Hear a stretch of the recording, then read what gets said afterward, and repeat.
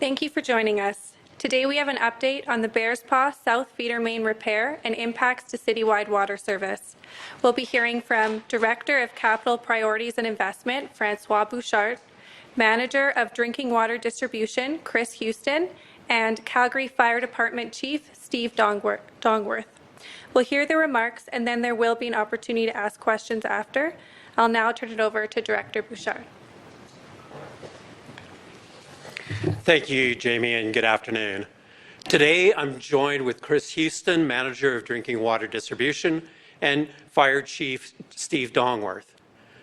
I will provide a brief update on the repair and construction plans for the Bearspaw South feeder main, followed by Chris, who will share details on our water distribution system, how we will be getting water to Calgarians when the shutdown of the feeder main occurs, and what it means to the water system to have Calgarians participate in the water-saving measures we will be asking for. Following Chris's remarks, Chief Dongworth will comment on the fire department's response plans, and then we will take questions. Before I begin, I'd like to acknowledge the burden our water restrictions have had on residents, businesses, and industry, and our regional partners. We have been in a level of restrictions since June 5th, and I know a lot of people are tired. Thank you to all of you who have been helping us use water in ways that protect our supply. This next heavy lift will be just that. As we return to Stage 4 restrictions on Monday, we know we are asking a lot of you. And we wouldn't be asking if we didn't need these efforts to be in place so that we can protect Calgary's water supply over the winter, to ensure there's enough water for all. I understand Calgarians are curious to understand how construction may impact properties in the residential areas along 33rd Avenue. We can now share that 13 of the 21 pipe segments being repaired are along 30th Avenue. Our neighbors in this area will be impacted not only by the city-wide water restrictions, but also by the construction of the feeder main for the benefit of all Calgarians. Right now, I'd like to take a moment to speak directly to residents of 33rd Avenue. First, I'd like to acknowledge your need to have information on construction plans and to understand how this work will affect you. We know how stressful the wait has been for you. Our teams are working diligently to develop construction plans to assess the impacts of how construction will impact your properties and access on the street in front of your homes. Typically, our projects like this, we spend about 3 to 6 months planning out the construction program and all the logistics. We are working around the clock to compress that planning process into a 2-week period. Last Friday, we marked the locations where the pipe repairs need to occur. Those areas of pipe are marked in pink.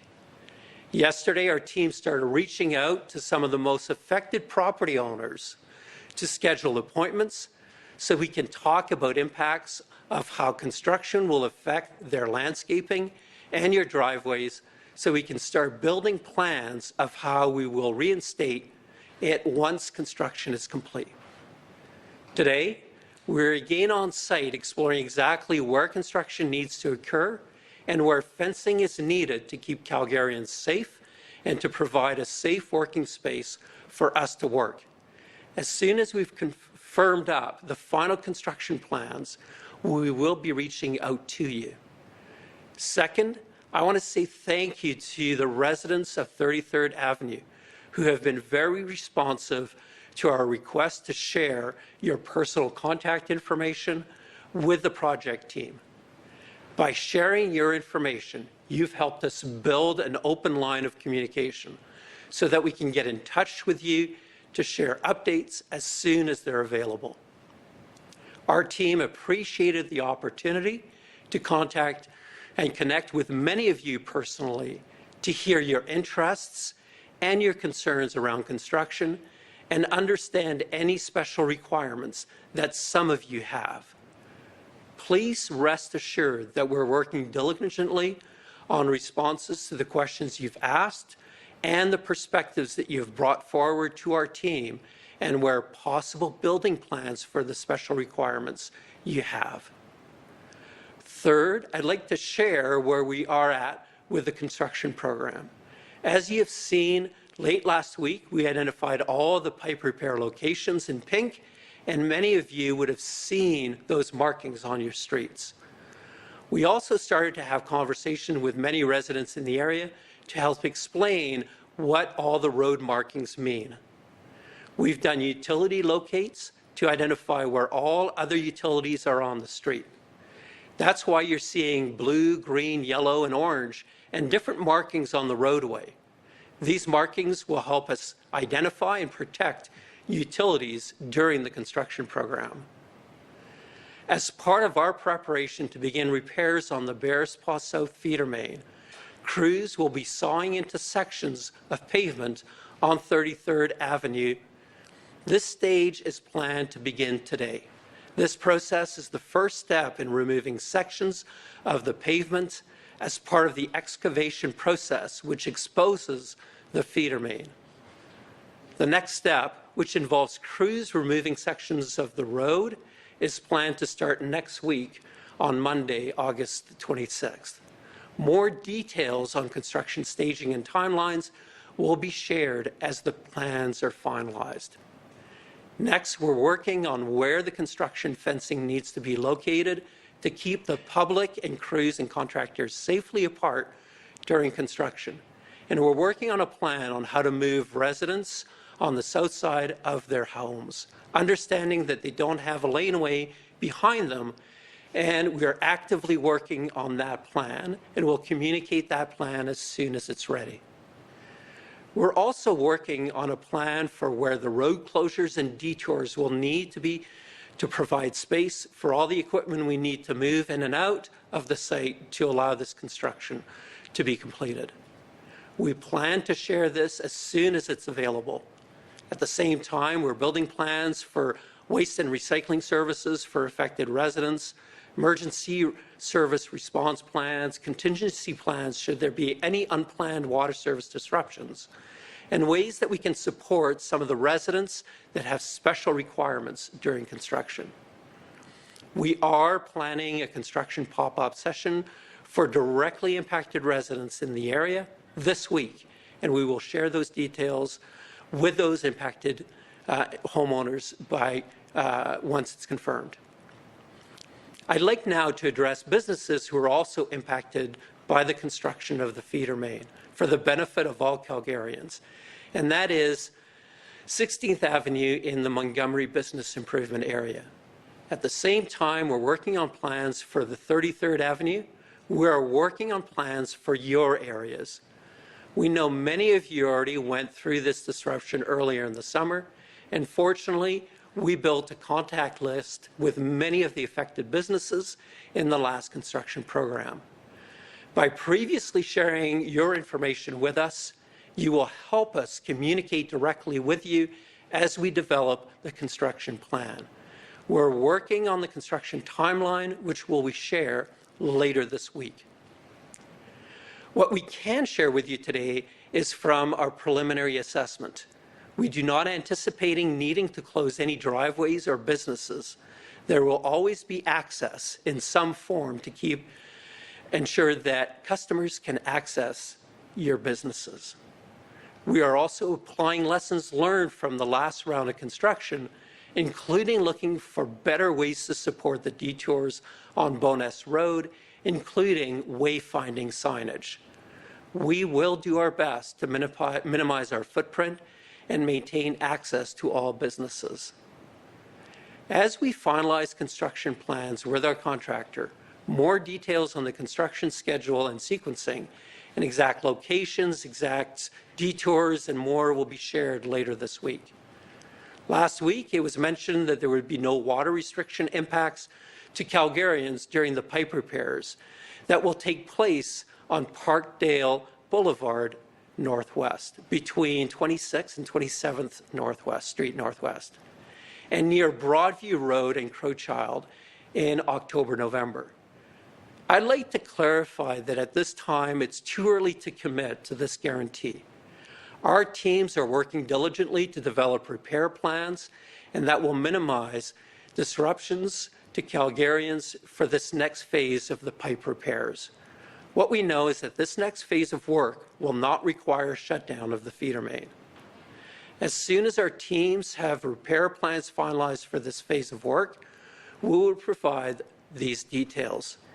I will now ask Chris Houston, Manager of Drinking Water Distribution, to come up. Thank you, Francois. I'd like to start also by saying thank you to the people of Calgary, people of Airdrie, the people of Strathmore, the Tsuut'ina Nation, and the people of Chestermere for your patience as we go through another round of Stage 4 water restrictions. We are limiting your outdoor water usage. Again, we know that's challenging, and we appreciate your efforts in working together to make sure we have enough water for everyone during the upcoming repair period. I'm here mainly to talk about how our distribution system works and to help people understand the importance of these water restrictions and why they're needed. So our distribution system, our water network, consists of many things. So it starts with the rivers.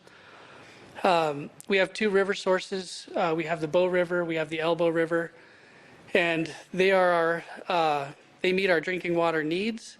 The water from these rivers has to be treated, so we have to remove stuff, we have to disinfect the water, and then we use the distribution system or the treatment plants to do that. So we have two water treatment plants. We have the Bears Paw Water Treatment Plant, which is situated on the Bow River just below the Bears Paw Dam. Normally, this treatment plant can produce between 500 and 550 megaliters per day of treated water, and this is the larger of our two water treatment plants. Just to put that in perspective, so what would 550 megaliters look like? If you took the Stampeders football field that size and you turned it into a swimming pool, it would need to be 92 meters deep. And then that's about 550 megaliters, just to kind of give you a picture of what that looks like. The Glenmore Water Treatment Plant is on the Elbow River, located on the Glenmore Reservoir, and it is capable of producing between 350 and 400 megaliters a day. And then we use feeder mains, which are the mains that really are transmission mains. That's how we move lots of water throughout the whole city. We use pump stations, and we push the water through the feeder mains, and that goes to underground storage reservoirs. So the underground storage reservoirs are throughout the city, and often people think of, when we use the word reservoir, they think of something like the Glenmore Reservoir, and they picture an above-ground storage. The Glenmore Reservoir, that's untreated water. That's the water from the Elbow River. We're talking about underground infrastructure that you can't see that provides storage for our system. And so these reservoirs are throughout the city, and they hold safe, treated drinking water, and they're connected to the distribution mains that then get the water to homes and businesses throughout the city. The underground storage reservoirs hold enough water for about 1 day and fire protection. So there's not a lot of storage in our system. And so when we talk about conservation, I'll explain a little bit later how that plays into these underground storage reservoirs. So how does this feeder main play into the impact on the whole city? And so Calgary relies on both those treatment plants to treat enough water and send it to the distribution system through those large feeder mains. And under normal conditions, with the Bears Paw Water Treatment Plant producing around 500 megaliters a day, of that, about up to 400 megaliters a day can flow through that south feeder main. About 100 megaliters a day from the Bears Paw plant goes north through the north feeder main out of the Bears Paw plant. This water, it is normally produces, it travels through this main, and it meets the needs of the whole city, right? So this feeder main is the largest feeder main in our network. So this means that when we take this pipe out of service, we're basically taking out of the mix about 400 megaliters of water entering the system, the potential for up to 400 megaliters. And that would normally be there under normal conditions. So the Bearspaw Water Treatment Plant is only able to contribute that 100 to 130 megaliters a day, which goes north. And we can move some of that water south, but it's through much smaller mains, so it doesn't make a lot of difference. It does supply the north, but not a lot of difference for the rest of the city. So in addition to the water produced out of Bearspaw, the Glenmore Water Treatment Plant normally provides us between 350 and 400 megaliters a day. So the Glenmore Water Treatment Plant really can't carry the lion's share of the demand for a city this size. On a normal summer day, we use about 650 megaliters. On a really high, warm, hot day, it can be up to 800 megaliters a day. So what we have on the table doesn't meet that demand, and that's why we need water restrictions. And so with this feeder main down, we just can't come close to meeting what a normal summer demand would look like. And that's kind of the graph you would see on the chart there. So that's kind of the division of water on a typical ability to produce water. So between the Glenmore plant at near full production and the limited amount of water we can treat out of the Bearspaw plant and move around the city, we're comfortable. A safe threshold for us is about 450 megaliters a day.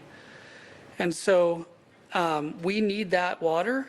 We need to meet that target so that there's water for critical uses like hospitals, healthcare, firefighting, and of course for businesses and residences as well. And if we run the Glenmore Water Treatment Plant kind of pedal to the metal for a long time, it puts that plant at risk as well. So what happens if we don't meet this water usage target? So we've mentioned before that if we don't work together to reduce our water usage, we could run out of water. So what does that actually look like? If we use more than we can produce, we actually start to run out of water in those reservoirs I was talking about, the underground storage reservoirs. So for example, if we continue to use the average daily demand this time of year of 600 megaliters a day, but we can only produce 450, we run out of water in 3 or 4 days. So what does running out of water mean? So first of all, those underground storage reservoirs provide the pressure that we have in our system. So that provides the pressure for our normal water use, pressure for firefighting, and it also, pressure in the system keeps any potential contamination out of the system. So pressure is super important. So if we lose pressure in a reservoir, that means the system's depressurized. This typically triggers a boil water advisory for the area that would be depressurized. So we had this happen last year actually in some communities in southwest Calgary. So in order to lift a boil water advisory, it's pretty complicated. And if you have multiple reservoirs go dry, then the boil water advisory spreads and can eventually encompass the entire city. What's the big deal about that? People may still have water, they'd have to boil it. Well, it would take us a while to start to refill those reservoirs. Once they run dry, we'd have to fill them back up. And then that doesn't solve the problem. We'd have water available, but it wouldn't be drinkable water. So in order to lift a boil water advisory, we'd have to flush the entire zone that storage reservoir is responsible for, or the entire city if it became worse than that. This requires an enormous amount of water, treated water, to flush the system, which wouldn't be available, which means the boil water advisory would be in place for a very long time. The next available time for us to do flushing of that magnitude wouldn't be until next spring. So the other thing that impacts us now is the time of year. So flows on our rivers are seasonal, specifically the Elbow River really drops in flow. And that Glenmore Reservoir is what gets us the supply we have currently when we shut this main down. And so we want to balance the water we're taking out of that reservoir so that there's still water left in that reservoir to help get us through winter as well, even once the Bears Paw feeder main is back online. So all these things cascade if we go beyond those targets of 450 megaliters a day. That's why it's important. So obviously, this is not a scenario anyone wants to see happen. It's really important that we work together, and we've done it. We've done it once. We know we can do it. I hope you have it within you to do it again. We've got a little bit longer to go to get this work done, and then we can safely get through the winter. We have a long history of working together to overcome challenges, and I'm confident we'll be able to do that. So now I'd like to pass this over to Chief Dongworth for his comments.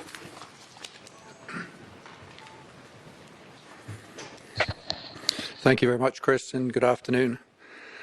As a result of lessons we learned in the last shutdown of the feeder main in the northwest, lessons learned by ourselves, water services, and the city, this time it's not necessary to make the same level of preparations that we did last time. And there's some spin-off benefits as well from that. Last time we had a fire ban, which impacts residents, it impacts everyone, not being able to have a backyard fire pit or whatever you're planning to do in the city. We're not doing that this time. And also we had a hot works ban, which has a huge impact on businesses, both the business that does hot works as well as the businesses that need hot works done to carry on their business.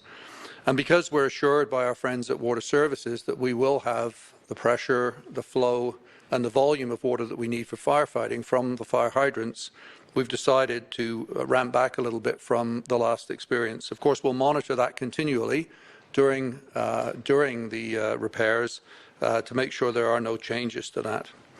And all of that is based on the assumption that Chris has just mentioned in terms of the assumption is if we can get and stay around that 450 megaliters a day, that shouldn't be compromised at all.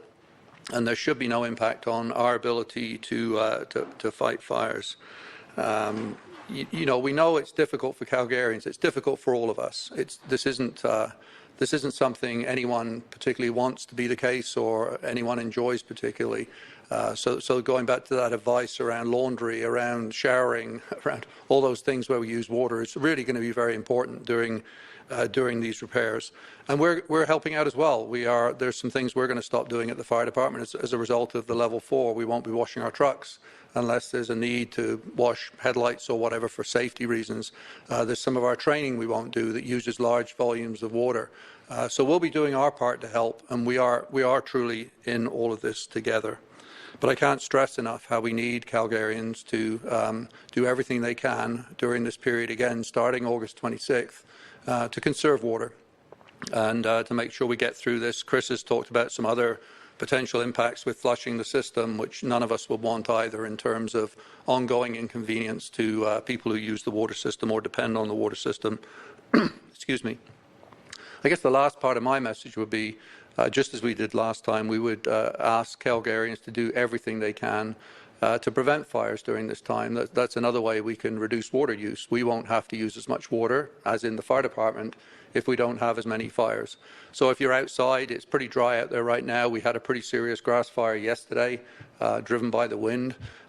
Be careful with smokers materials. Be careful if you're having any kind of fire near a wildland interface or whatever. Think about how you're cooking and watching what you're doing when you're cooking. That's an incredibly common cause of fire in the city of Calgary. How we dispose of, again, smokers materials, even inside the home, can be a challenge as well in terms of causing fires. I think of things like the use of candles, and then, of course, we still have many, many fires, particularly when it's very dry, caused by people, again, extinguishing smokers materials in planters that are full of peat moss. very, very common causes of fire. So we just really encourage Calgarians, we'd encourage it at any time, but particularly during this period, to be thoughtful about how they are managing those activities to reduce the incidence of fire during this period where the water system is vulnerable, for sure. So with that, thank you very much.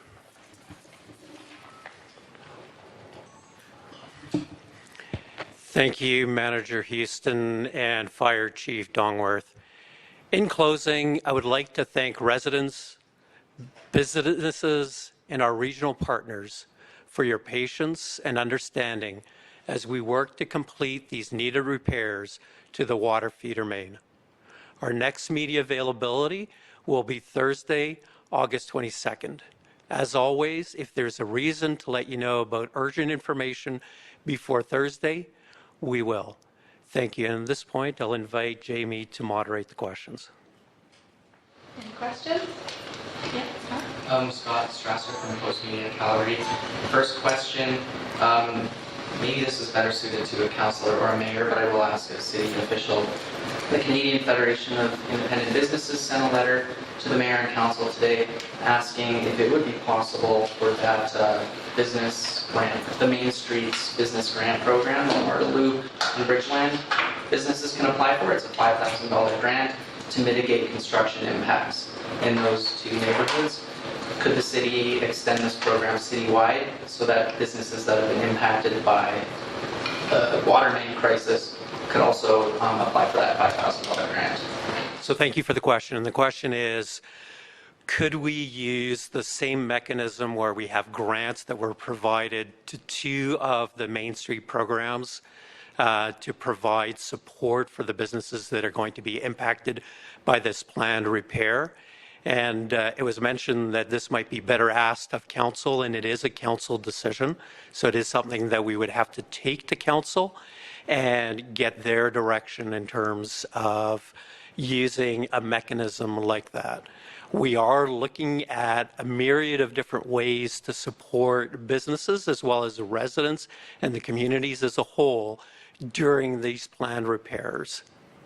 Thank you. Another question, I apologize, also a bit long-winded, but you talked about the 450 megaliter threshold, which I believe we often crossed in June when we were under stage 4 restrictions.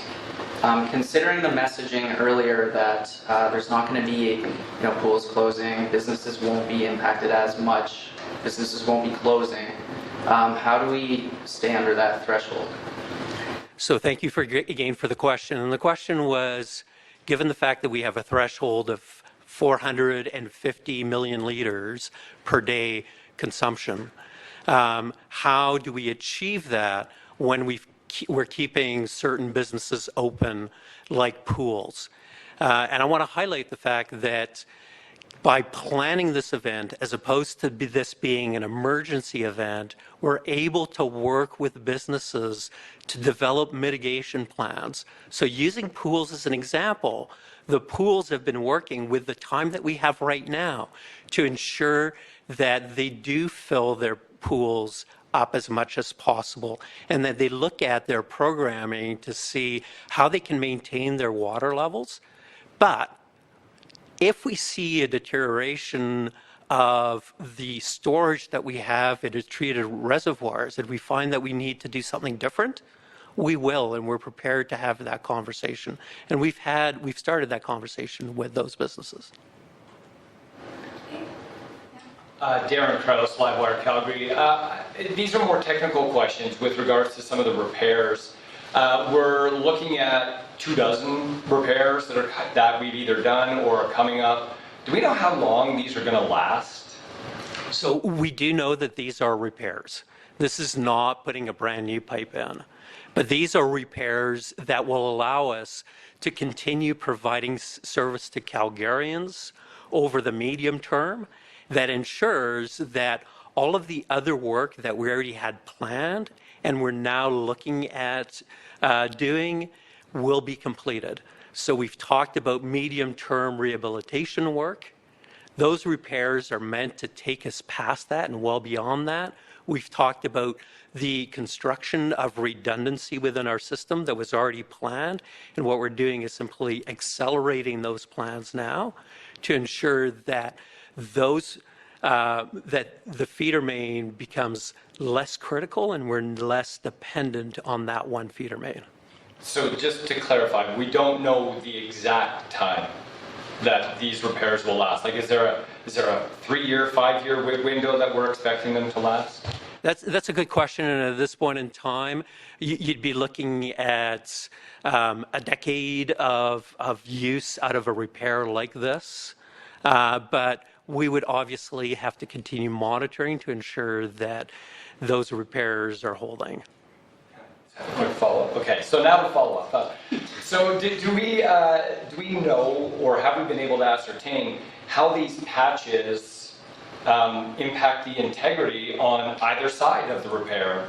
Do we know? Does it impact the structural integrity? And are we, in a sense, chasing our tail? We're fixing here, and then it's impacting the integrity, and then we have to go fix elsewhere.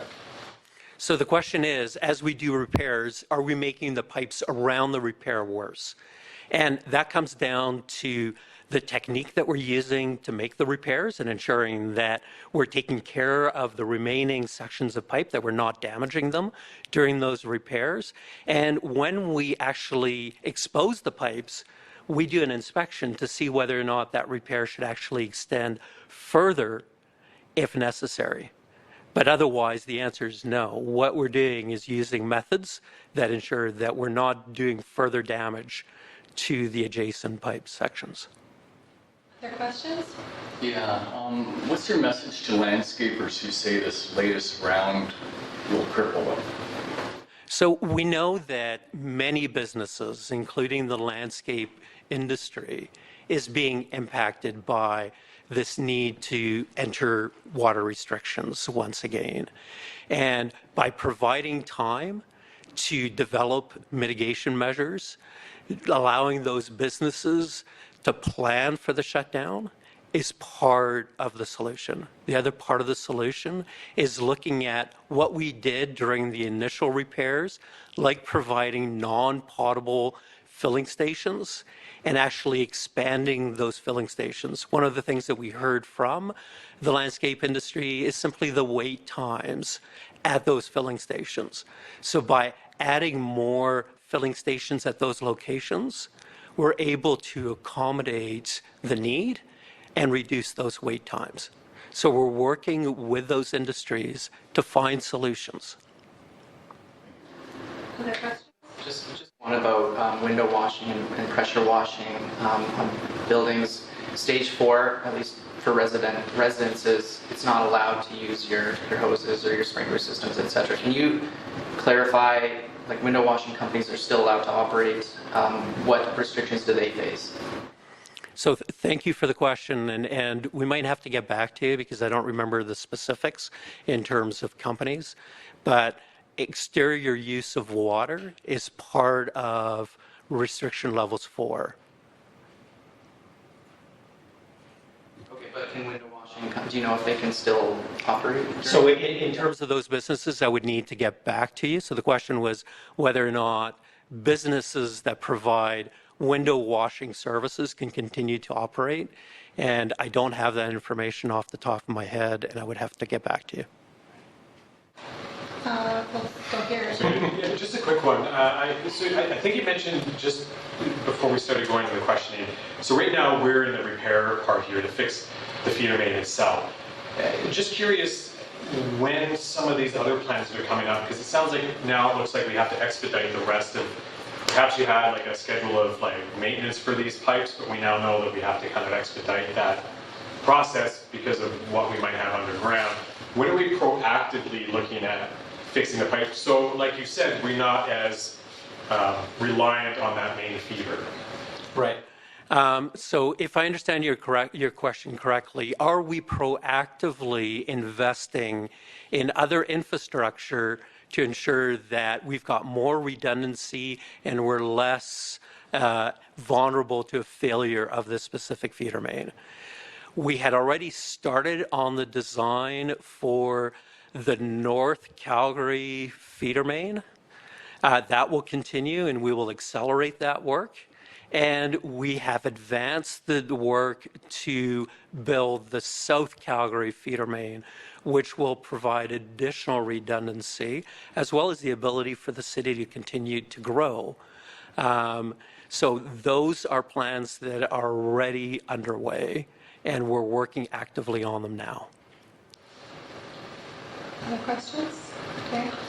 I have not heard since this latest round of repairs any more wire snaps. Are we still tracking wire snaps? Are we still monitoring for wire snaps? So the answer is yes. We continue to use the acoustic monitoring equipment to track wire snaps. I would have to go back into the records to identify what the last date where we recorded a wire snap and provide that to you. But we are continuing to do that. And this week, we started the installation of the optical cable that's necessary to actually do a more detailed tracking. It provides more discrete information about the location of those wire snaps. So that work continues to be ongoing. Okay, two more questions. Sorry, just to follow up on that one. I'm just curious, okay, we know that this piece of pipe, for whatever reason, the wire snap is burning, it's breaking down, be it was a poor choice in the 70s or whenever that pipe was put in the ground. There's thousands of kilometers of pipe underground. Was there other sections of pipe that were put in that same time period that could be a concern for the city? Like, hey, if this pipe is not withstanding that 100-year life that it should have, is there other pipe in there that, hey, we should look at this guy to see if it's in the same condition as this particular piece of pipe? Right. So if I understand your question correctly, you're asking whether or not we have hundreds of kilometers of pipe that could be ready to break, just like this specific pipe broke. And the answer to that is, out of the over 5,000 kilometers of pipe that we have throughout the city, the majority is PVC pipe, plastic pipe. And we only have 187 kilometers of pre-stressed concrete cylindrical pipes. And of the specific pipe specification that we're dealing with here, this is the only feeder main that uses that specific specification. Now, are there other locations where we're keeping an eye on? Yes. And if you recall, we had the McKnight feeder main failure back in the mid-2000s. It was also a pre-stressed concrete pipe. It actually had a different failure mechanism, and we've been tracking the pipes that are exposed to those conditions, which were high sulfite soils. We've been tracking them since that time and making repairs, or actually taking segments out and replacing segments as those pipes have deteriorated. So we've been looking at those. We also have pipes that are very recent and have very different characteristics and very different specifications. Okay, I promise I just have a couple of questions left. They're short ones. I mean, we're on the precipice of shutting down the water in the Bears Paw South feeder main. And in the past, we were kind of tinkering with the capacity. Do those changes in capacity impact the structural integrity of the line? I'm not 100% sure what you mean. So the question is, we've tinkered with the capacity of the pipes, and does the pressure of the pipes. You know how at one point it was at 50, then 70, then 75. Does that impact the structural integrity of the feeder main? So the question is, are the pressure changes impacting the integrity of the feeder main, and the work that we're doing will address that? And the answer is that the pipe failure mechanisms are not just dependent on the pressure that the pipe is experiencing, but it is one of the factors that we have to take into account, is what pressure that pipe is operating under. By making the repairs that are planned in the coming month, it allows us to operate at the normal pressures that we had when the pipe was new. Final question from me. We've had a lot of analysis of some of the, like where these hotspots are occurring. Have we noticed any patterns, or is that something we're going to analyze down the road, like the patterns? Where are these forming? Under what situations are they forming? Have we noticed anything yet? Not at this point. We're still looking at it. Usually these types of failures have a number of contributing factors that will play into that. We know that sulfites, which I referred to in terms of the McKnight example, we don't have a sulfite issue in these locations. We've measured the sulfite content in the soils, and they're very low. So it is not that mechanism. So that's the work that's ongoing right now with our consultants supporting that. We'll be able to provide answers to that as they become available, and they will form the information necessary for the third-party review. I'm sure they'll be interested in that as well. Well, thank you, everyone. We'll see you on Thursday at 2. Same room.